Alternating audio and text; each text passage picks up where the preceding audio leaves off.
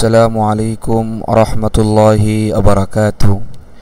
প্রিয় তালিবুল ইলম ভাই ও বোনেরা, দেশ দেশের বাহিরে যে যেখান থেকেই আমাদের কোরআন শিক্ষার ক্লাসটি অধ্যয়ন করছেন, সকলকে জানাই তালিমুল ইসলাম এর পক্ষ থেকে আন্তরিক শুভেচ্ছা অভিনন্দন। ক্লাসের ধারাবাহিকতায় আজ 33তম ক্লাস।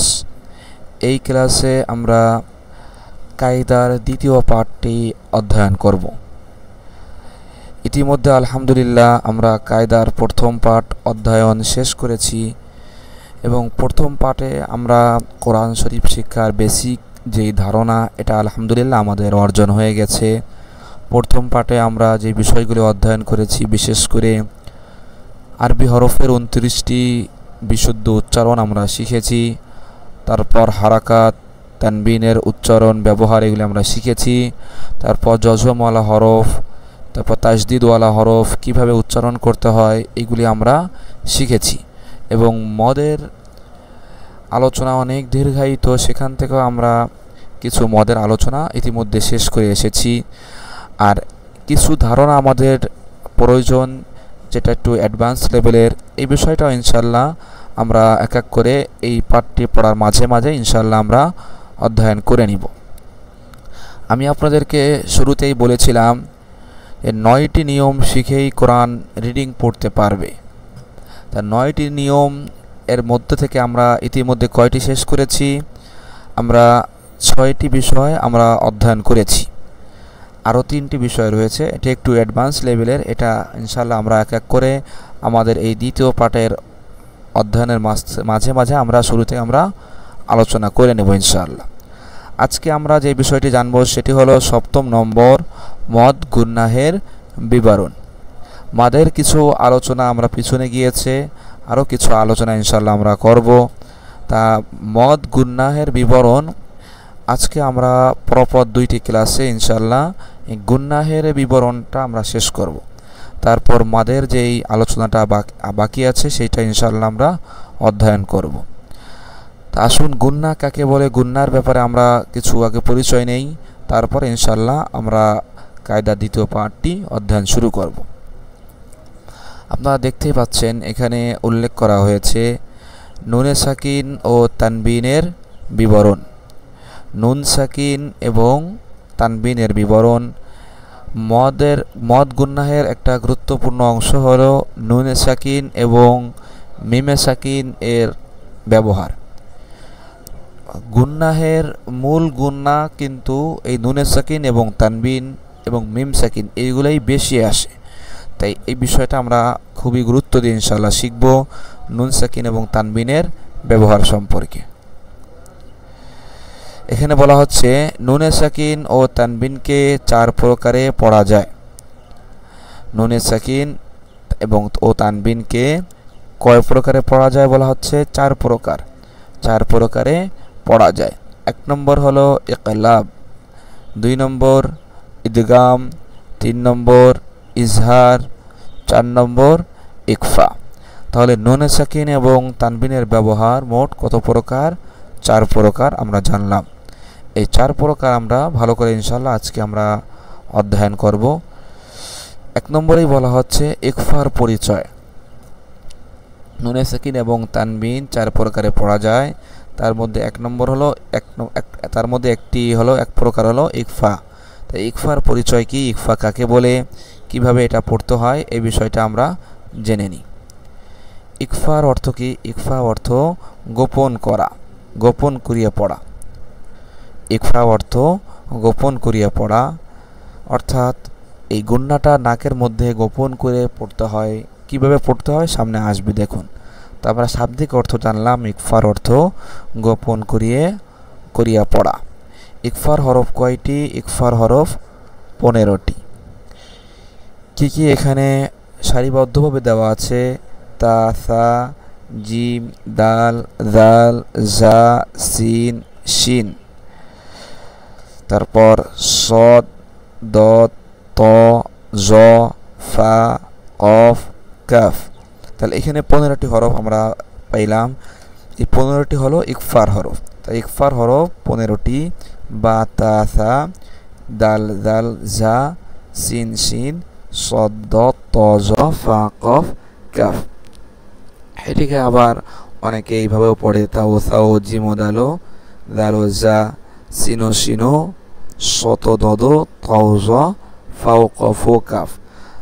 সমস্যা নেই, যে কোনো একভাবে মুখস্থ করলেই চলবে। তাহলে ইকফার 15টি হরফ, এটা আমরা মুখস্থ করে নিব।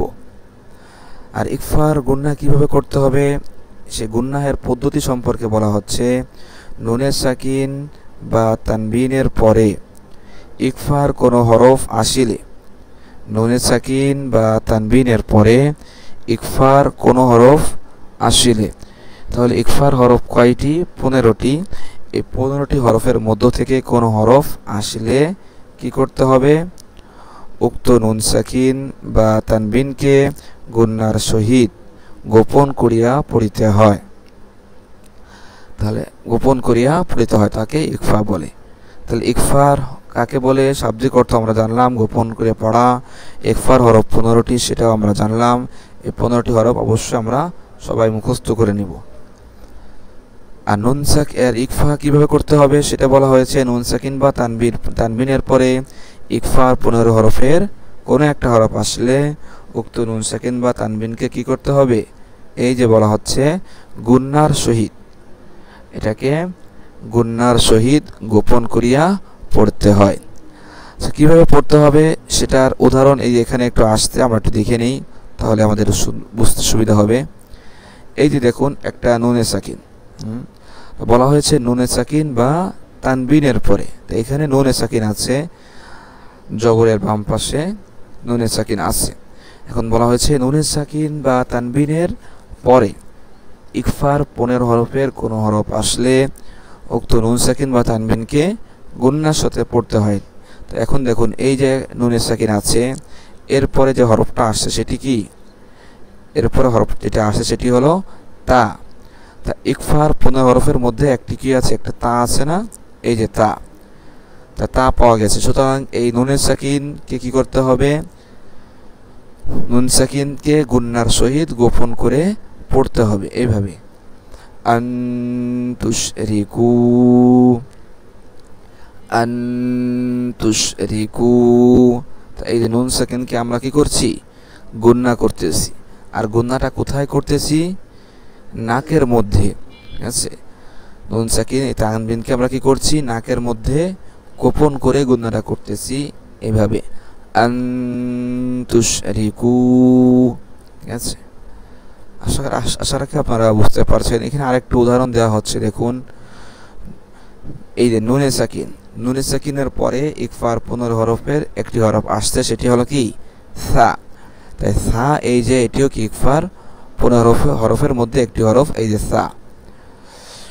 তা নুনে সাকিনের পরে সা আসছে, সুতরাং এটা কি করতে হবে বলেন তো? এই যে নুনে সাকিন বা তানবিনকে কি করতে হবে? গুন্নার সহিত গোপন করিয়া, গুন্নার সহিত নাকের মধ্যে, কথাটা বললে ভালো হইতো, গুন্নার সহিত নাকের মধ্যে গোপন করিয়া পড়তে হবে এভাবে। মিন সামারাত, মিন সামারাত। নুন সাকিনকে যখন গুন্না করব, গুন্নাটা কোথায় যাবে? নাকের ভিতরে যাবে। নাকের ভিতর থেকে গুন্না করতে হবে এভাবে, মিন সামারাত, মিন সামারাত। তাহলে ইকফার পরিচয় আমরা ইতিমধ্যে আলহামদুলিল্লাহ জেনে নিয়েছি। এখন যে বিষয়টা আমরা জানবো সেটি হলো ইকলাবের পরিচয়। 4 প্রকারের মধ্যে এক প্রকার ছিল কি? ইকলাব। ইকলাবের পরিচয়, ইকলাব কাকে বলে, ইকলাবের হরফ কিভাবে পড়তে হয় দেখুন। ইকলাব অর্থ পরিবর্তন করা। ইকলাবের শাব্দিক অর্থ কি? পরিবর্তন করা। ইকলাবের হরফ কয়টি? ইকলাবের হরফ একটি বা। তো ইকলাবের হরফ একটি, এই যে একটা আমরা বা দেখতেছি, এই বাটাই হলো ইকলাবের হরফ। ইকলাবের হরফ তাহলে কয়টি? একটি। এটাকে কিভাবে পড়তে হবে? নুনে সাকিন বা তানবিনের পরে, নুন সাকিন বা তানবিনের পর ইকলাবের হরফ বা আসিলে ওই নুন সাকিন বা তানবিনকে গুন্নার সহিত মিম দ্বারা গুন্নার সহিত মিম দ্বারা পরিবর্তন করিয়া পড়িতে হয়। ইহাকে কি বলে?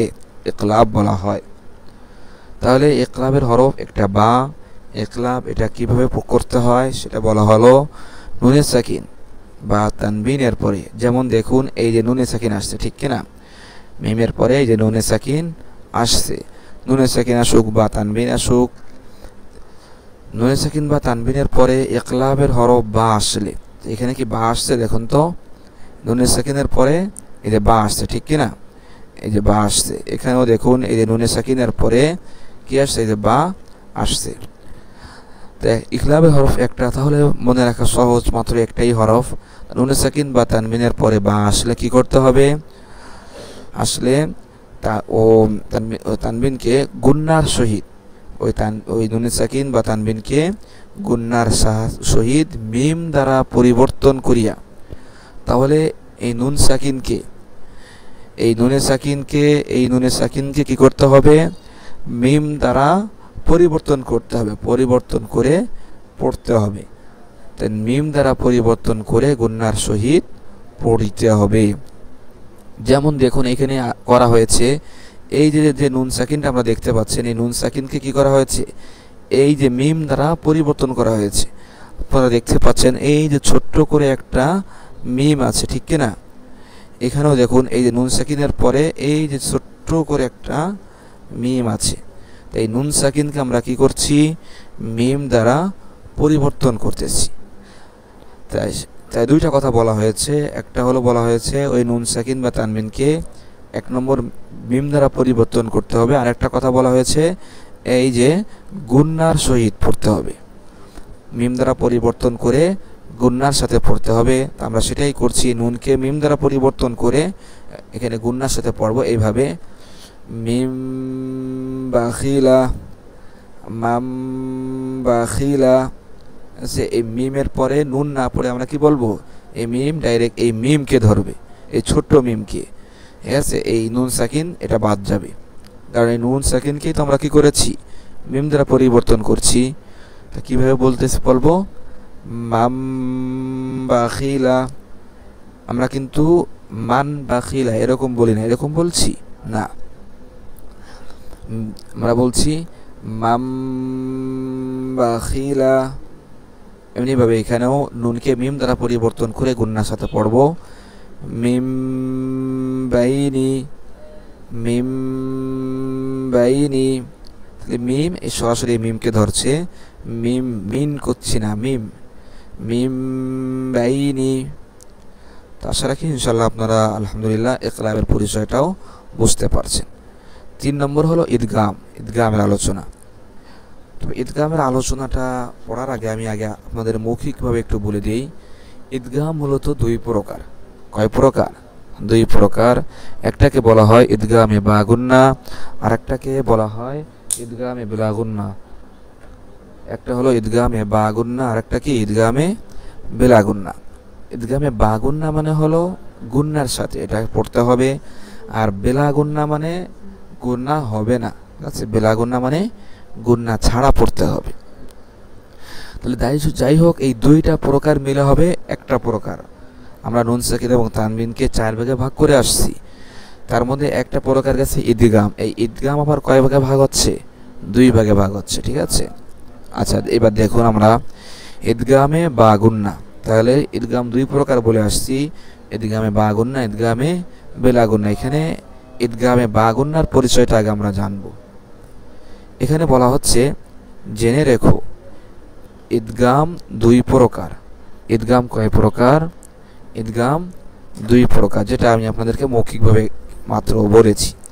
2 প্রকার কি কি? 1 নম্বর ঈদগামে বা গুন্না, 2 নম্বর ঈদগামে বেগুন্না, মানে গুন্না হবে না। গুন্নাটা বে মানে গুন্না হবে না, যাই হোক। তা ঈদগাম 2 প্রকার। ঈদগামে বা গুন্না মানে গুন্নার সাথে পড়তে হবে, আর একটা হলো ঈদগামে বেগুন্না মানে গুন্না ছাড়া পড়তে হবে। তা আমরা প্রথমে যেই বিষয়টা পরিচয় জানবো সেটা কোনটা? প্রথমটা, ঈদগামে বা গুন্নার পরিচয়। এই জন্য এখানে শিরোনামই দেওয়া হয়েছে ঈদগামে বা গুন্না। আচ্ছা, ঈদগামে বা গুন্না হরফ কয়টি এখানে বলা হচ্ছে? ঈদগামে বা গুন্নার হরফ চারটি। কয়টি? এই যে চারটি ঈদগামে বা গুন্নার হরফ চারটি। কি কি? ইয়া, মিম, ওয়াও, নুন, চারটা হরফ। ঠিক আছে, ঈদগামে বা গুন্নার হরফ চারটি।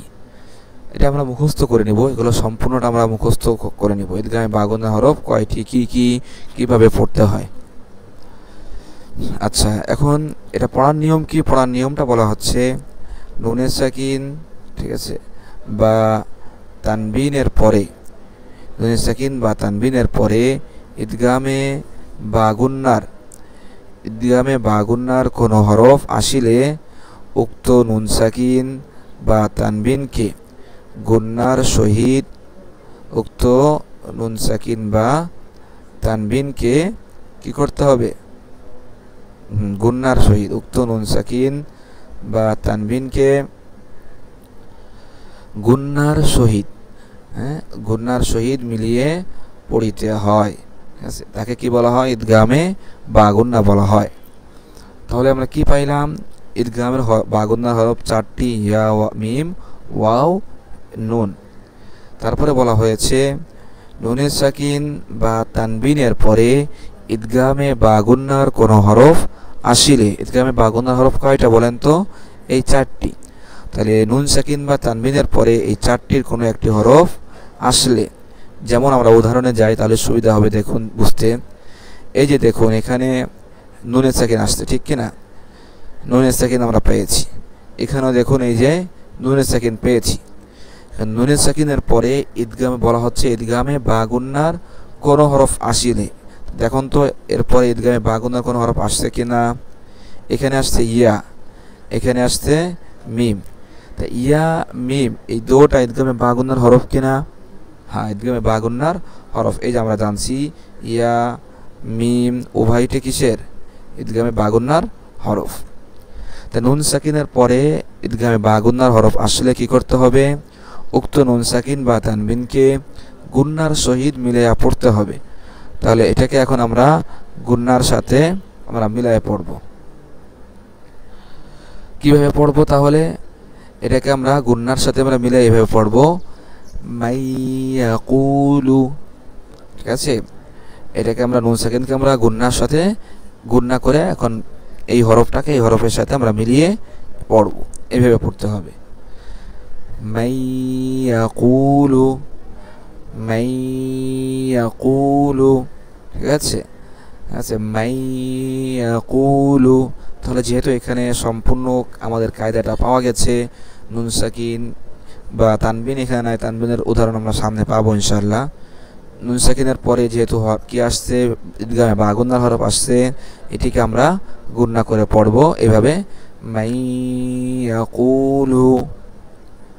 এরপরে এটাও একই, নুন সাকিনের পরে মিম আসছে, ঈদগামে বা গুন্নার হরফ, গুন্না করে আমরা পড়তে হবে এইভাবে, মিম মাকাম, মিম মাকাম। ঠিক আছে, তাহলে গুন্না করছি, ঠিক কিনা? মিম মাকাম। সরাকে আপনারা ঈদগামে বা গুন্নার পরিচয়টা বুঝতে পারছেন। এরপরেরটা আমরা দেখি ঈদগামে বেগুন্না কাকে বলে। আমরা ঈদগাম দুই প্রকার বলে আসছি, ঈদগামে বেগুন্নার পরিচয়টা এখন আমরা জানবো। ঈদগামে বেগুন্না কাকে বলা হয়? ঈদগামে বেগুন্নার হরফ দুইটি। ঠিক আছে, তাহলে ঈদগামে বেগুন্নার হরফ কয়টি? দুইটি। বেগুন্না মানে কি সেটা আমি মুখে বলে দিয়েছি, মানে গুন্না ছাড়া পড়তে হবে। আর ঈদগামে বেগুন্নার হরফ দুইটি, কি কি? র, লাম, র এবং লাম। এটা পড়ার নিয়ম কি? নুনে সাকিন বা তানবিনের পরে ঈদগামে বেগুন্নার কোনো হরফ আসিলে উক্ত নুন সাকিন বা তানবিনকে গুন্না ছাড়া মিলিয়ে পড়িতে হয়। তাহলে দেখুন কি বলা হলো, নুনে সাকিন বা তানবিনের পর ঈদগামে বেগুন্নার কোনো হরফ আসলে, ঈদগামে বেগুন্নার হরফ কয়টি বলেন? দুইটি, এই যে র এবং লাম, র এবং লাম। তাই ঈদগামে মানে নুন সাকিন বা তানবিনের পর ঈদগামে বেগুন্নার কোনো হরফ আসলে, দেখুন তো এখানে আসছে কিনা? এই যে নুনে সাকিন, তারপরে ঈদগামে বেগুন্নার হরফ আসছে না, এখানে র আসছে। এখানে দেখুন নুন সাকিনের পরে কি আসছে, লাম আসছে। লাম এটা কি ঈদগামে বেগুনার হরফ, দুইটা র লাম, দুটার উদাহরণ এখানে আমরা পেয়ে গেলাম। তাহলে ঈদগামে কি হবে, নুন সাকিন বা তানবিনের পর ঈদগামে বেগুনার কোনো হরফ আসলে কি করতে হবে, উক্ত নুন সাকিন বা তানবিনকে গুন্না ছাড়া কি করতে হবে, গুন্না ছাড়া, গুন্না করা যাবে না। আগের সবগুলি ছিল গুন্না করে পড়তে হবে, আর এখানে গুন্না না করে পড়তে হবে, গুন্না ছাড়া পড়তে হবে। তাহলে এই নুন সাকিনকে আমরা কি করব না, কোনো গুন্না দিয়ে পড়বো না, গুন্না ছাড়া স্পষ্ট করে আমরা পড়ব। কিভাবে পড়ব, এভাবে মির রব্বিহিম আছে, মির রব্বিহিম, তাহলে গুন্না ছাড়া মিলিয়ে পড়তে হবে, এই শব্দটাকে এই শব্দের সাথে মিলিয়ে পড়তে হবে, তবে গুন্না করা যাবে না, সেটাই বলতেছি। মির রব্বিহিম, এই মিম সসি রকে ধরছে, তবে নুন সাকিন আসলেই যে গুন্না করতে হবে তা কিন্তু নয়। যেমন এই যে এখানে আমরা পাইলাম ঈদগামে বেগুনার ক্ষেত্রে নুন সাকিনের পরে র আসলে, নুন সাকিনের পর তানবিনের পরে লাম আসলে করা যাবে না, গুন্না করা যাবে না, গুন্না ছাড়াই মিলিয়ে পড়তে হবে। যেমন মির রব্বিহিম, তারপরে ইল্লা বিস্তুম, হ্যাঁ ইল্লা বিস্তুম, গুন্না আমরা করছি না। আশা রাখি ঈদগামে বেগুনার পরিচয়টা আপনারা জানতে পারছেন। সর্বশেষ ইজহারের পরিচয়, আজকে আমাদের কায়দা সর্বশেষ হলো ইজহারের পরিচয় আমরা জানবো। আমরা বলে আসছি নুনে সাকিন বা তানবিনের 4টা কায়দা আমরা কি করব, আজকে আমরা আলোচনা করব। এই 4টাই হলো নুনে সাকিন এবং তানবিনের কায়দা, এর চেয়ে বেশি নেই। তো প্রথমে ইকফা সম্পর্কে জানছি, তারপর ইকলাব সম্পর্কে জানলাম, তারপর তৃতীয়ত ঈদগাম সম্পর্কে জানছি। তবে ঈদগামের মধ্যে আবার 2টা প্রকার, ঈদগামে বাগুন্না, ঈদগামে বিলাগুন্না, এটা জানছি। সর্বশেষ ইজহার সম্পর্কে আমরা আজকে জানব। ইজহার, ইজহার কাকে বলে, ইজহারের অর্থ কি, ইজহারের অর্থ হলো স্পষ্ট করিয়া পড়া। ইজহার মানে স্পষ্ট করিয়া পড়া। ইজহারের হরফ কয়টি, ইজহারের হরফ 6টি। কি কি, হামজা হা, আইন হা, গইন খ, তাহলে 6টা হরফ হয়েছে। হ্যাঁ, হামজা হা, আইন হা, গইন খ, আমরা কিন্তু এগুলি সব মুখস্থ করে নিব।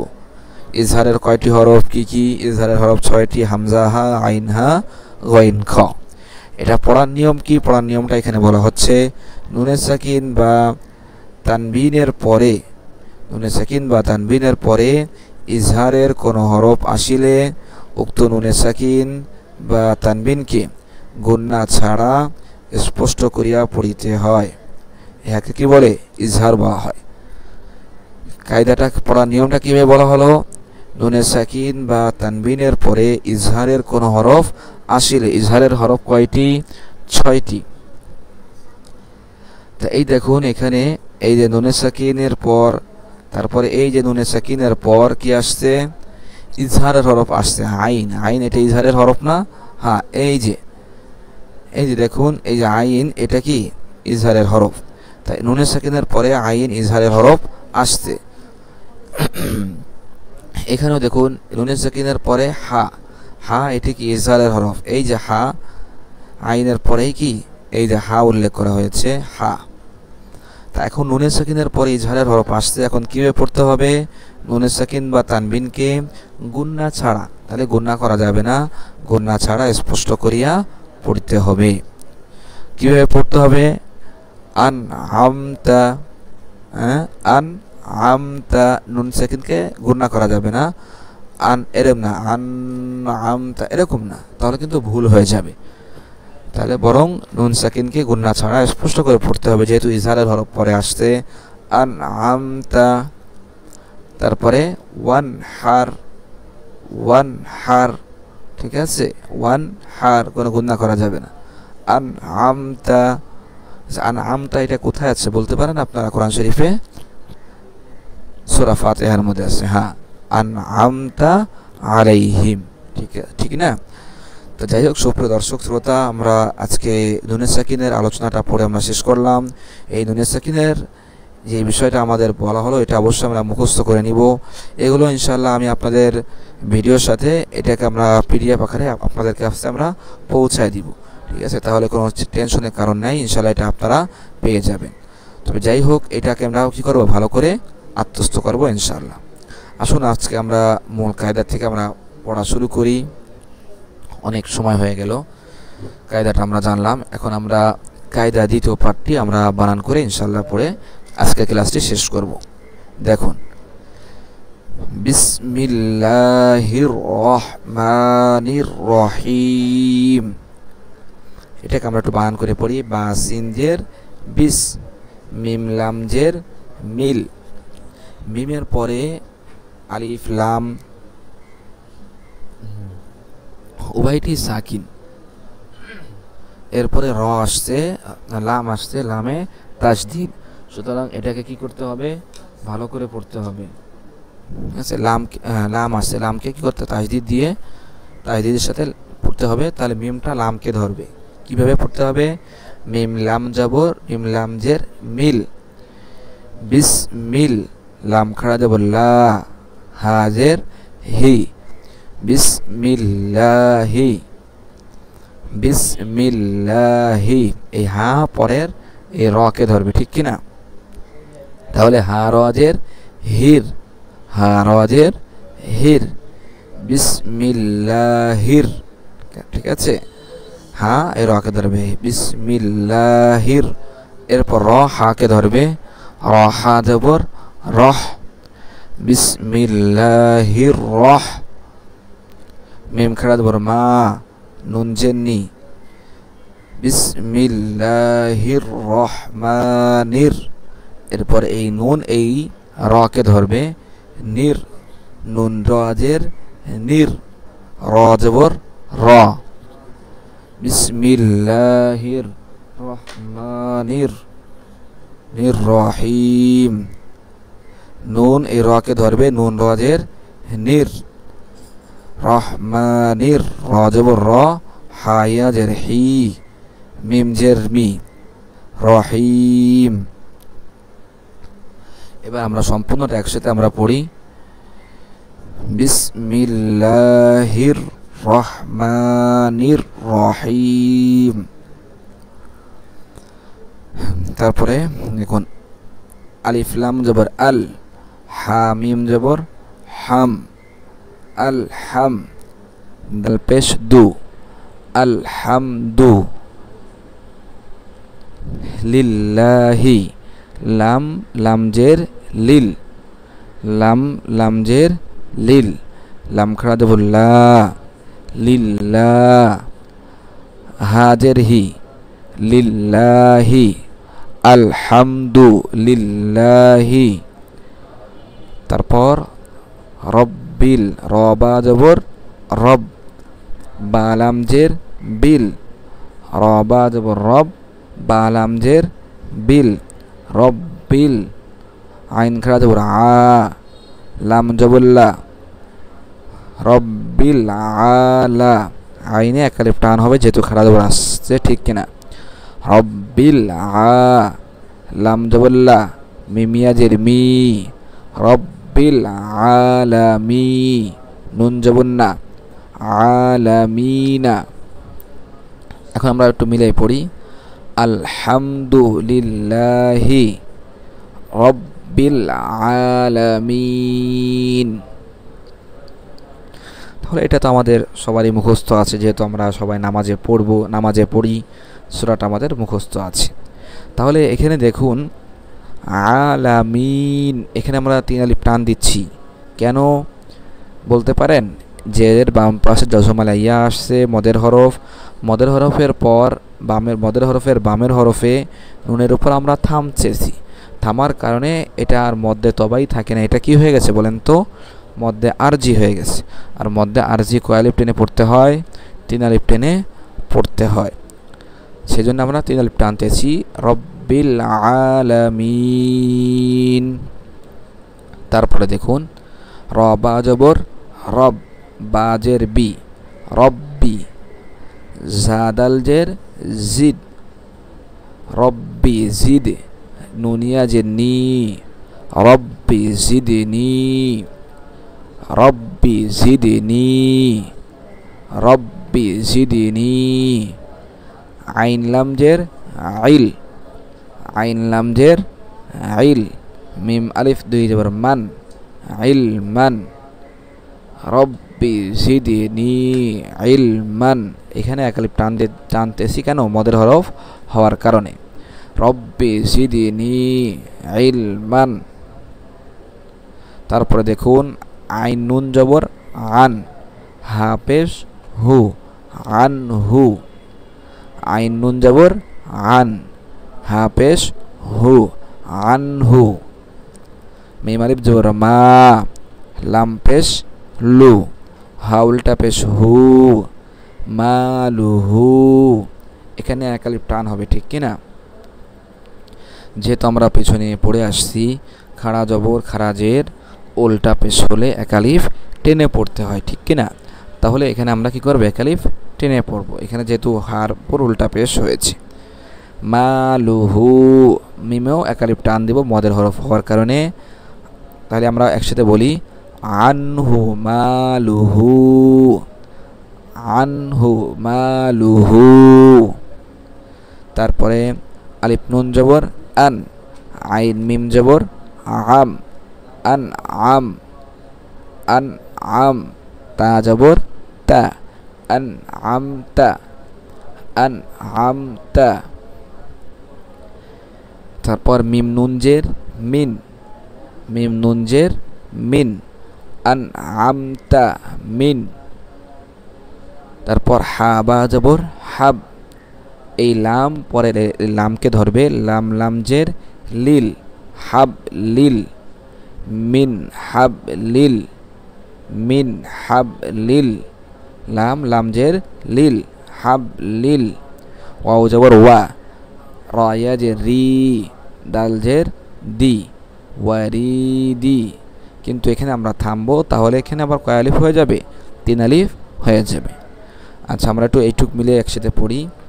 মিন হাব লিল ওয়ারিদ, আমার সাথে বলুন মিন হাব লিল ওয়ারিদ। ঠিক আছে? মিন হাব লিল ওয়ারিদ। এখানে জেরের বাম পাশে জজমালাইয়া মদের হরফ, মদের হরফের পর বামের হরফে আমরা থামতেছি, এই জন্য মধ্যে আরজি হিসাবে 3 আলিফ টানতেছি। মিন হাব লিল ওয়ারিদ। তারপরে দেখি লাম জবর লা, কফ জবর ক, লাক, ওয়াও ইয়াজের উই, ওয়াও ইয়াজের উই, লাকাউই। ইয়া দুই পেশ ইউন, লাকাউইয়ুন, লাকাউইয়ুন। আইন জবর আ, জায়াজের জি, জা দুই পেশ জুন, আজিজুন, আজিজুন, আজিজুন। হ্যাঁ, এখন যদি আমরা এখানে থামি, যেহেতু এখানে থামার চিহ্ন দেওয়া আছে, তাহলে আবার যেহেতু মদের হরফের পর আমরা থামবো, তাহলে কয় আলিফ টানতে হবে? 3 আলিফ টানতে হবে, ঠিক আছে? তাহলে কিভাবে উচ্চারণটা হবে? লাকাউইয়ুন আজিজ, লাকাউইয়ুন আজিজ। ঠিক আছে? মদের হরফের পর থামার কারণে 3 আলিফ টানবো। লাকাউইয়ুন আজিজ। তারপর আলিফ জিম জবর আজ, রা দুই পেশ রুন, আজ রুন। আলিফ জিম পেশ, আলিফ জিম জবর আজ, রা দুই পেশ রুন, আজ রুন। গাইন ইয়া জবর গাই, রা পেশ রু, গাইরু, আজ রুন গাইরু। তারপরে মিম মিম জবর মাম, মিম মিম জবর মাম, নুনও পেশ নু, মাম নু। মিম মিম জবর মাম, নুনও পেশ নু, মাম নু। নুন নুন দুই জের নিন, মাম নু নিন। ঠিক আছে? তাহলে মাম নু নিন হয়েছে, কিন্তু আমরা যদি মদের হরফের পর আমরা যদি থামি, তাহলে আবার কয় আলিফ টানতে হবে বলেন তো? 3 আলিফ টানতে হবে, ঠিক কিনা? তাহলে যেহেতু মধ্যে আরজি হিসাবে এখানে আমরা 3 আলিফ টানবো। মাম নুন, কীভাবে বলবো? মামনুন। এখন আমরা এইটুকু সম্পূর্ণটা একসাথে আমরা বলবো, পারবো না ইনশাআল্লাহ? হ্যাঁ, আমার সাথে বলেন, আজরুন গায়রু মামনুন, আজরুন গায়রু মামনুন। ঠিক আছে, এখানে মদ্দে আরজি হিসেবে 3 আলিফ টানলাম, আজরুন গায়রু মামনুন। নিচের লাইন, মিম নুন জবর মান, মিম নুন জবর মান, হা পেশ হু, ওয়াও জবর ওয়া, হুয়া। তাহলে মান হুয়া, মিম নুন জবর মান, হা পেশ হু, ওয়াও জবর ওয়া, মান হুয়া, মান হুয়া। তারপরে আইন জবর আগা, লাম ইয়া যে লি, আলি, মিম 2 পেশ মুন, আলিমুন, আলিমুন। এক আলিফ টান হবে যেহেতু মদের হরফ হয়েছে, আলিমুন। তারপরে হা জবর হা, কাফিয়া জের কি, হাকি, মিম 2 পেশ মুন, হাকিমুন, হাকিমুন। হ্যাঁ, এখন যদি আমরা এই যেহেতু এখানে থামার চিহ্ন আছে, এখানে থামলে কয় আলিফ টানতে হবে বলেন তো? আপনারাই বলেন, তাড়াতাড়ি বলেন, কয় আলিফ টানতে হবে? 3 আলিফ। মদের হরফের পর কি আসছে? মদের হরফের পরের হরফে থামলে মদ্দে আরজি হিসেবে 3 আলিফ টানবো। এইভাবে আলিমুন হাকিম, আলিমুন হাকিম। তাহলে এইখানেও দেখুন আমরা এক আলিফ টানতেছি, যেহেতু এখানে আমরা থামতেছি না, আর এখানে আমরা থামার কারণে কি কয় আলিফ টানতেছি? 3 আলিফ টানতেছি। আলিমুন হাকিম। তারপর লাম জবল্লা, তয়া জের তি, লাতি, ফা 2 পেশ ফুন, লাতিফুন, লাতিফুন। এক আলিফ টান, লাতিফুন। খ জবর খ, বা ইয়া জের বি, খবি, র 2 পেশ রুন, খবিরুন, খবিরুন। এখন এখানে থামলে কয় আলিফ টানবো? 3 আলিফ। এভাবে খবির, লতিফুন, খবির। বলেন, লতিফুন খবির। নিচের লাইন, আলিফ নুন জবর আন, ফা পেশ ফু, সিন পেশ সু, আনফুসু। আলিফ নুন জবর আন, ফা পেশ ফু, সিন পেশ সু, আনফুসু, কাপ মিম পেশ কুম, আনফুসুকুম। তাহলে আনফুসুকুম, এখানে একটা মদের আলোচনা, একটা গুন্নার আলোচনা আসছে। যেহেতু আমরা গুন্নার আলোচনা এই সবকের শুরুতে আমরা পড়ে আসছি, সুতরাং গুন্নার ব্যাপারে এখন আপনাদের বললে আপনারা আশা রাখি বুঝবেন। দেখুন এখানে নুন সাকিন আসছে, নুনের সাকিনের পরে ফা আসছে। ফা কিসের হরফ বলেন তো? ফাটা ইকফার হরফ। তা যেহেতু ফা কফ কাফ ইকফার হরফ, ঠিক আছে, ইকফার 15টি হরফের একটি হলো ফা। তো এখন নুনের সাকিনের পরে ফা আসছে, তাহলে এখানে আমাদের কি করতে হবে? ইকফার গুন্না করতে হবে। হ্যাঁ, ইকফার গুন্না কীভাবে করতে হয়? ইকফার গুন্না নাকের ভিতর নিয়ে গোপন করে গুন্না করতে হয় এইভাবে, আনফুসুকুম। তাহলে এটা কীভাবে পড়বো আমরা? আনফুসুকুম। তা গুন্নাটা আমি নাকের মধ্যে নিচ্ছি, আনফুসুকুম। ঠিক আছে, ইনশাল্লাহ গুন্নার আলোচনা যখনই আসবে আমি আপনাদেরকে বলে দিব। ঠিক আছে, ইনশাল্লাহ এটা ঠিক হয়ে যাবে। এরপরে দেখুন, ফা জবর ফা, আলিফ নুন জবর আন, ফা আন। তারপরে জাল র জবর জার, ফা আনজার, তা পেশ তু, ফা আনজার তু, কাপ মিম পেশ কুম, ফা আনজার তু কুম, ফা আনজার তু কুম, ফা আনজার তু কুম। আচ্ছা, এখানেও দেখুন এটা গুন্নাহের আলোচনা আসছে, সেটাও বলে দেই। এখানে দেখুন এই যে নুনে সাকিন আসছে, নুনে সাকিনের পরে আসছে জাল। জাল এটা কোন গুন্নাহের হরফ, এই জন্য আমি বলে আসছি প্রত্যেকটা আমাদের জানতে হবে কোনটা কোন গুন্নাহের হরফ।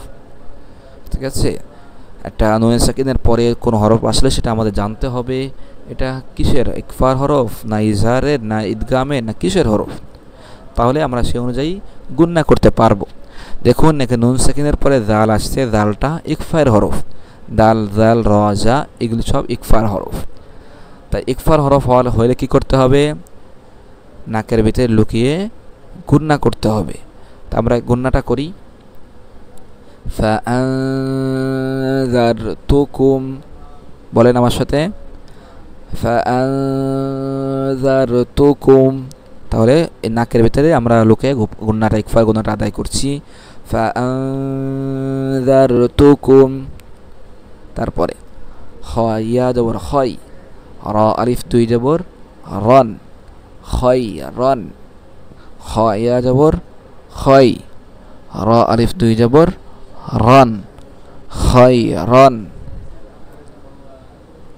তারপরে কাব জবর কা, সায়াদের সি, কাসি, র আলিফ দুই জবর রন, কাসিরন, কাসিরন। কাব জবর কা, সায়াদের সি, কাসি, র আলিফ দুই জবর রন, কাসিরন। এখন আমরা একসাথে বলি, খায়রান কাসীরান, খায়রান কাসীরান। হ্যাঁ, এখানে যেহেতু থামার চিহ্ন আছে, এখানে আমরা কি করব, থামবো। তাই দেখুন এখানে যদি থামি তাহলে কিন্তু দেখুন মদের হরফের পর থামা হচ্ছে, মদের হরফের পরের হরফে অক্ফ করলে কি করতে হয়, থামলে তিন আলিফ টানতে হয়। তাহলে আমরা কীভাবে পড়বো, খায়রান কাসীর, খায়রান কাসীর। আচ্ছা, এখানে আমাদের আরেকটা কায়দা ফিট হয়েছে, সেটা আমরা লক্ষ্য রাখি। আমরা পড়েছিলাম মদের হরফের বামের হরফে মানে দুই জবর থাকলে, ঠিক আছে, শেষে যদি দুই জবর থাকে তাহলে থামার সময় কি করতে হয়, দুই জবরের এক জবরকে বাদ দিয়ে আর এক জবরকে এক আলিফ টানিয়া পড়তে হয়। তাহলে আমরা এখানে সেই মধ্যে আওয়াজের যে কায়দাটা আছে, ঠিক আছে, মধ্যে আওয়াজ আছে, দুই জবরের বামে অক্ফ করলে কি করতে হয়, এক আলিফ টানিয়া পড়তে হয়, দুই জবরের পরিবর্তে এক আলিফ টানিয়া পড়তে হয়, তাকে মধ্যে আওয়াজ বলে। ঠিক আছে, তাহলে আমরা এখানে এক আলিফ টানবো, যেহেতু দুই জবরের বামে অক্ফ করতেছি, তাহলে এই ক্ষেত্রে আমাদের কি করতে হবে, দুই জবরের পরিবর্তে এক জবর পড়তে হবে এবং এক আলিফ টানিয়ে পড়তে হবে। তাহলে আমরা বলবো কাসীর, কি বলবো, কাসীর। ঠিক আছে, আবার বলছি, খায়রান কাসীর, খায়রান কাসীর। তাহলে দেখুন দুই জবরের বামে অক্ফ করার কারণে আমরা কি করব না, দুই জবর পড়ব না, বরং আমরা এখানে এক আলিফ টানিয়া পড়ব, কাসীর। আচ্ছা, এরপরে নিচের লাইনে যাই। দেখুন নুন আলিফ জবর না, র আলিফ দুই জবর রন, না রন, নুন আলিফ জবর না, র আলিফ দুই জবর রন, না রন। তারপরে তা জবর তা, লাম জ জবর লাজ, লাম জ জবর লাজ, তা লাজ, জ ইয়া খাড়া জবর জ, তা লাজ জ। তাহলে এই যে উপরে খাড়া জবর আসছে, কয় আলিফ টানতে হবে, এক আলিফ টেনে পড়তে হবে, নারন তালাজ, নারন তালাজ। তারপরে দেখি কফ ওয়াও জবর কও, লাম আলিফ দুই জবর লান, কও লান, কফ ওয়াও জবর কও, লাম আলিফ দুই জবর লান, কও লান। সিন জবর সা, দালিয়া যে দি, সাদি, দাল আলিফ দুই জবর দান সাদিদান কওলান সাদিদান ঠিক আছে কফ ওয়াও জবর কও লাম আলিফ দুই জবর লান কওলান তারপরে সিন জবর সা দালিয়া যে দি সাদি দাল আলিফ দুই জবর দান সাদিদান হ্যাঁ যেহেতু ওয়াকফের চিহ্ন আসছে তাহলে এখানে আমরা থামবো থামলে কীভাবে পড়বো এই দুই জবরের বামে ওয়াকফ করলে কি করতে হয় বলেন তো ওয়াকফ করলে এক আলিফ টানিয়া পড়তে হয় দুই জবরের পরিবর্তে এক আলিফ টানিয়া এখানে পড়তে হয় একে কি বলা হয় মধ্যে আওয়াজ বলা হয় তাহলে এক আলিফ টেনে পড়েন সাদিদা সাদিদা কওলান সাদিদা তারপরে আইন ইয়া জবর আই নুন দুই পেশ নুন আই নুন আইন ইয়া জবর আই নুন দুই পেশ নুন আই নুন জিম আলিফ জবর যা রজের রি ইয়া জবর ইয়া জারিয়া তা দুই পেশ তুন জারিয়াতুন আইনুন জারিয়াতুন ঠিক আছে আচ্ছা এখানে একটা নিয়ম আছে ওয়াকফ থামার এটা যখন আমরা ওয়াকফের নিয়ম পড়ব ইনশাআল্লাহ তখন বলবো এখন বলার প্রয়োজন নাই এখন যেমন আছে এইভাবে আমরা পড়ে যাই আইনুন জারিয়াতুন আইনুন জারিয়াতুন এখানে এক আলিফ টান হবে যেহেতু মদের হরফ আসছে তারপরে নিচের লাইন মিম নুন জের মিন শিন র জবর শার র লাম জের রিল এই র লামকে ধরবে র লাম জের রিল মিশার রিল বলেন তো এখানে কোন গুণনা হবে এখনও হয়তো আমাদের অনেকের বিষয়টা অস্পষ্ট যেহেতু আজকে আমরা গুণনার আলোচনা পড়েছি তাই আমি বলে দিচ্ছি দেখুন নুনে সাকিনের পরে শিন আসছে শিন এটি ইকফায়ের হরফ সুতরাং এখানে কি করতে হবে এটাকে নাকের ভিতরে নিয়ে গুণনা করে পড়তে হবে ইকফার গুণনা করতে হবে মিশার রিল মিম নুন জের মিন শিন র জবর শার মিশার র লাম জের রিল মিশার রিল ওয়াও সিন জবর ওয়াস ওয়াও আলিফ জবর ওয়া ওয়াস ওয়া সিন জের সি ওয়াস ওয়াসি মিশারিল ওয়াসওয়াসি মিশারিল ওয়াসওয়াসি এখন যদি আমরা এখানে থামি সিনের উপরে যেহেতু থামার চিহ্ন আছে তাহলে কি করতে হবে মদের হরফের পর জবরের বাম পাশে খালি আলিফ মদের হরফের পর যদি আমরা থামি তাহলে কয় আলিফ টানতে হবে 3 আলিফ টানতে হবে মধ্যে আরজি হিসাবে সেটা আমরা তাহলে কিভাবে পড়ব মিন শাররিল ওয়াসওয়াস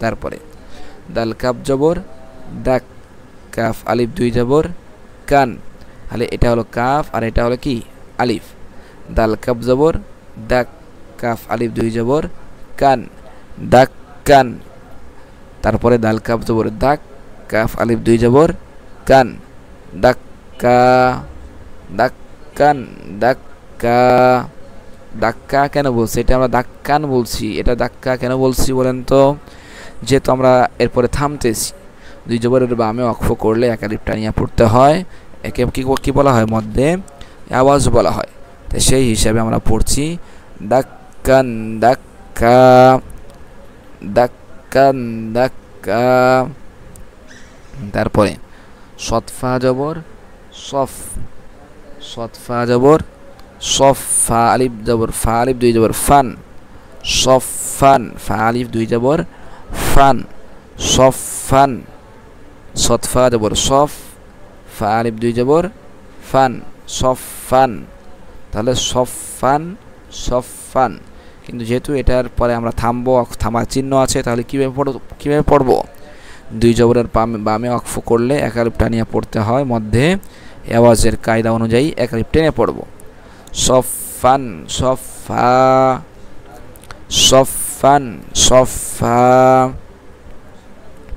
তারপর নিচের লাইন আলিফ, এরপরে দেখুন নুন সাকিন আসছে, কিন্তু এরপরে ইয়ায় তাসদিদ, তাহলে আমরা কোনটাকে ধরবো? আলিফটা সরাসরি ইয়াকে ধরবে। আলিফ ইয়া জবর আই, আলিফ ইয়া জবর আই, তারপরে ইয়া দদ জবর ইয়াদ, ইয়া দদ জবর ইয়াদ, আই ইয়াদ। এখানে কি আসছে দেখুন, নুনে সাকিনের পরে ইয়া আসছে। ইয়া এটা কোন মদের মানে কোন গুন্নাহের হরফ বলেন তো? ঈদগামে বা গুন্না, ঈদগামে বা গুন্নার হরফ 4টি, ইয়া ওয়াও মিম নুন। আমরা দেখিয়ে আসছি, পড়ায় আসছি ইয়া ওয়াও মিম নুন। তাহলে এখানে ঈদগামে বা গুন্না হয়েছে, তাহলে গুন্না করে আমাদের পড়তে হবে, ঠিক কিনা? ঈদগামে বা গুন্না কীভাবে পড়তে হয়? নুন সাকিনকে গুন্নার সাথে মিলিয়ে পড়তে হয়, এইভাবে পড়ব আইয়াদ, আইয়াদ। আবার বলছি, আলিফ ইয়া জবর আই, ইয়া দদ জবর ইয়াদ, রাজের রি, বা জবর বা, আইয়াদ রিবা, গুন্না করে পড়ছি আইয়াদ রিবা। তারপরে ইয়া ওয়াও জবর ইয়াও, মিম জবর মা, ইয়াও মা, হামজাজের ই, ইয়াও মা ই। তারপরে জাল ইয়াকে ধরবে, জাল ইয়া দুই জের জি, জাল ইয়া দুই জের জি। তারপরে আবার বলছি বানান করে, ইয়া ওয়াও জবর ইয়াও, মিম জবর মা, ইয়াও মা, হামজাজের ই, ইয়াও মা ই, জাল ইয়া দুই জের জি, জাল ইয়া দুই জের জি, ইয়াও মা ই জি। তারপরে ইয়া সদ জবর ইয়াস, ইয়াও মা ই জি ইয়াস। এখানে একটু দেখুন, আমরা বলেছিলাম নুনে সাকিন বা তানবিনের পরে ইকফার মানে কোনো মানে নুনে সাকিন অথবা তানবিনের পরে যদি কি আসে, ঈদগামে বা গুন্নার কোনো হরফ আসে, তাহলে সেখানে কি করতে হয়? গুন্নার সাথে মিলিয়ে পড়তে হয়। তাহলে আগে আমরা এখানে আরও নুনে সাকিনের উদাহরণটা পেয়েছি। নুনে সাকিনের পরে ঈদগামে বা গুন্নার হরফ আসছে, আর এখানে হলো তানবিন। দেখুন তানবিন আসছে। তানবিন কাকে বলে বলেন তো? আপনারা আগে তো আপনারা পড়ে আসছেন, হ্যাঁ, দুই জবর দুই জে দুই পেশকে তানবিন বলে। তাহলে এখানে দুই জের হয়েছে, তানবিন হয়েছে। তানবিনের পরে আসছে ইয়া, ইয়া ঈদগামে বা গুন্নার হরফ, সুতরাং এখানে কি করতে হবে? গুন্নার সাথে মিলিয়ে পড়তে হবে। ঈদগামে বা গুন্না, বেগুন্না না, বেগুন্না তো গুন্না হবে না, বা গুন্না মানে গুন্নার সাথে পড়তে হবে। তাহলে আমরা কীভাবে পড়ব? জিয়াস, এভাবে জিয়াস। দুইটাকে মিলিয়ে পড়লে কীভাবে হবে? ইয়াউমাইযি ইয়াস, ইয়াউমাইযি ইয়াস, গুন্না, ঠিক আছে? একটু ভালো করে বোঝার চেষ্টা করুন। ইয়াউমাইযি ইয়াস, তারপরে দাল পেশ দু, তারপরে র নুনকে ধরবে, র নুন পেশ রুন, ইয়াস দুরুন, ইয়াস দুরুন, নুন আলিফ জবর না, ইয়াস দুরুন না, সিন পেশ সু, না সু। তাহলে এখন দেখুন, জবরের বাম পাশে খালি আলিফ মদের হরফ, মদের হরফের পরে যদি বামে অক্ফ করলে কয় আলিফ টানতে হবে? 3 আলিফ, মধ্যে আরজির কায়দা বারংবার বলা হচ্ছে, তাহলে এখানেও 3 আলিফ টানবো। তাহলে আমরা আবার একসাথে মিলাই পড়ি। ইয়াউমাইযি ইয়াসদুরুন নাস, আবার বলছি ইয়াউমাইযি ইয়াসদুরুন নাস, ঠিক আছে? আচ্ছা, এরপরটা দেখুন, মিম ওয়াওকে ধরবে, মিম ওয়াও জবর মিউ, মিম ওয়াও জবর মিউ, পারবে মিম ওয়াও জবর, মিম ওয়াও জের মিউ। তাহলে এখানেও দেখুন নুন সাকিনের পরে ওয়াও আসছে। ওয়াও এটা কিসের হরফ? ঈদগামে বা গুন্নার হরফ। ইয়া ওয়াও মিম নুন, ইয়া মিম ওয়াও নুন, ইয়া মিম ওয়াও নুন, বা গুন্নার হরফ। তাহলে গুন্না করতে হবে, হ্যাঁ। মিম ওয়াওজের মিউ, নুনটাকে গুন্নার সাথে পড়ছি। মিম ওয়াওজের মিউ, ওয়াও আলিফ জবর ওয়া, মিউ ওয়া। কফ দুই জের কিন মিওয়াকিন মিওয়াকিন মিম ওয়াও জের মিউ ওয়াও আলিফ জের ওয়া মিওয়া কফ দুই জের কিন মিওয়াকিন। তাহলে গুন্নাটা ধরতে পারছি, নুন সাকিনের পরে ওয়াও আসছে, ইদগামে বা গুন্নার হরফ ইয়া ওয়াও ইয়া মিম ওয়াও নুন, সুতরাং গুন্না করে পড়তে হবে মিওয়াক মিওয়াক। তারপরে হা ত জের হিত ত জবর ত হিত ত হা ত জের হিত ত জবর ত হিত ত। তারপরে এই তা এই নুনকে ধরবে, তা নুন দুই পেশ তুন, হ্যাঁ তা নুন দুই পেশ তুন হিত ত তুন হিত ত তুন তা নুন দুই পেশ তুন হিত ত তুন। তারপরে নুন গইন জবর নাগ নুন গইন জবর নাগ হিত ত তুন নাগ। আচ্ছা এখানে দেখুন তার উপরে দুই পেশ আসছে, দুই পেশ এটা একটা তানবিন, ঠিক কিনা? দুই জের দুই জবর দুই জের দুই পেশকে তানবিন বলে। তাহলে তানবিনের পরে আসছে নুন, নুন এটা কিসের হরফ বলেন তো? ইদগামে বা গুন্নার হরফ ইয়া ওয়াও মিম নুন, তাহলে বা গুন্নার হরফ, সুতরাং গুন্না করে পড়তে হবে। আমরা সেটাই বলছি হিত্তাতুন নাগ হিত্তাতুন নাগ ফারাজের ফির হিত্তাতুন নাগ ফির লাম দবল্লা কাপ মিম পেশ কুম হিত্তাতুন নাগ ফির লাকুম সজ্জের সি রা আলিফ জবর রা সিরা। তারপরে এই ত মিমকে ধরবে, মিমের পর তাজদিদ আলিফটা মাঝখানে বাদ যাবে, ত মিম দুই জবর তম ত মিম দুই জবর তম সিরাতম, ঠিক আছে? তবে দুই জবর তানবিন, তানবিনের পরে কি আসছে? মিম আসছে, কিসের হরফ? ইদগামে বা গুন্নার হরফ, গুন্না করে পড়তে হবে সিরাতম, ঠিক আছে? সিরাতম। তারপরে মিম সিন পেশ মুস তা জবর তা মুস্তা কফ ইয়া জের কি মুস্তাকি মিম আলিফ দুই জবর মান মুস্তাকিমান। কিন্তু এখানে যদি আমরা কি করি, এখানে যদি ইকফার হরফ পাওয়া গেছে, জেরের বাম পাশে জজম আলাইয়া মদের হরফের পরে হরফে আমরা যদি থামি তাহলে তিন আলিফটা নিয়ে পড়তে হবে এইভাবে সিরাতাম মুস্তাকিম। আবার বলছি সিরাতাম মুস্তাকিম। তারপরে এরপরে জিম নুন জবর জান। আচ্ছা এই অংশটি আমাদের পরের ইসের সাথে আমরা পড়ে নিই। জিম নুন জবর জান জিম নুন জবর জান নুন খাড়া দেব না জান না জিম নুন জবর জান নুন খাড়া দেব না জান না।